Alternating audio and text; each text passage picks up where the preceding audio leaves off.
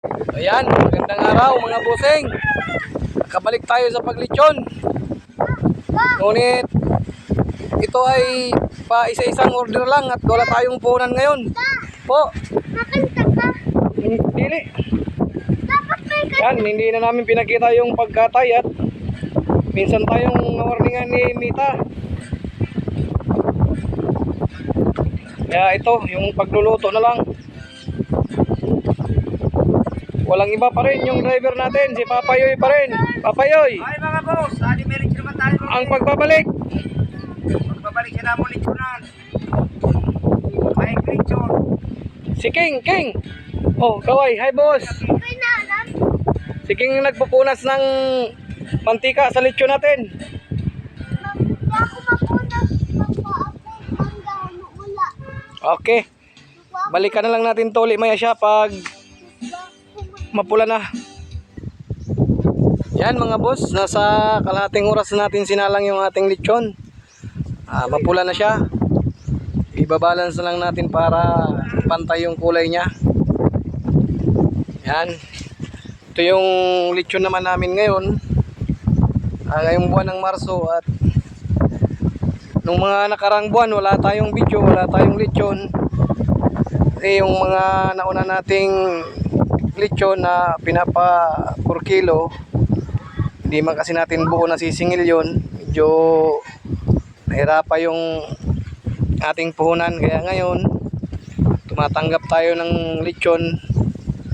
Ito labor lang ang amin dito, sa kanila yung baboy, sa amin na yung trabaho at saka yung uling.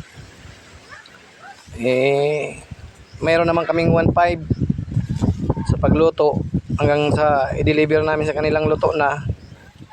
Okay na ito kasi yung una, yung nagpe-per kilo kami, hindi namin nabuo yung pera, mahirap maningil.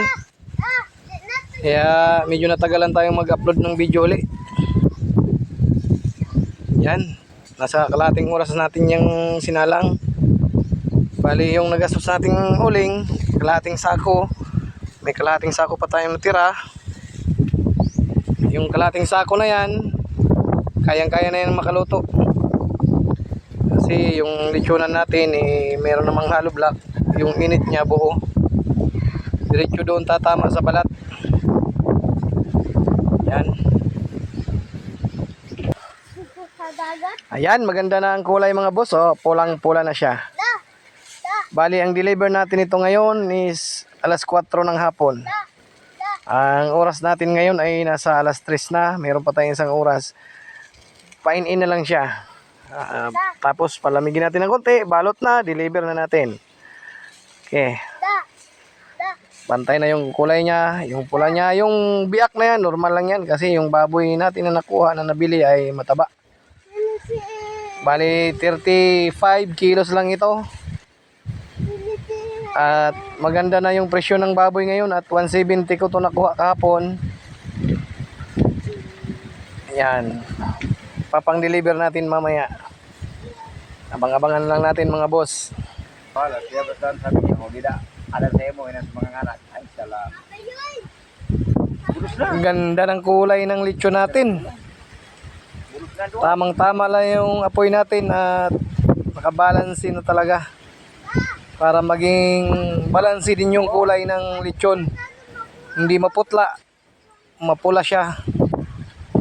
Yung mga bumiyak na parte ng balat, normal talaga yan. Kung native na baboy, yan maiiwasan. Pero pag ganyan na mga hybrid na baboy, hindi maiwasan yan gawa ng may mga taba. Okay. Yan mga boss, malapit na natin tanggalin ito at papalamig-lamigin natin ng konti para mabalot natin nang may deliver na sa nag-order. Mamaya magbibideo tayo doon sa pagdideliveran. Hanggang dito lang muna itong video na ito mga boss. Maraming salamat po.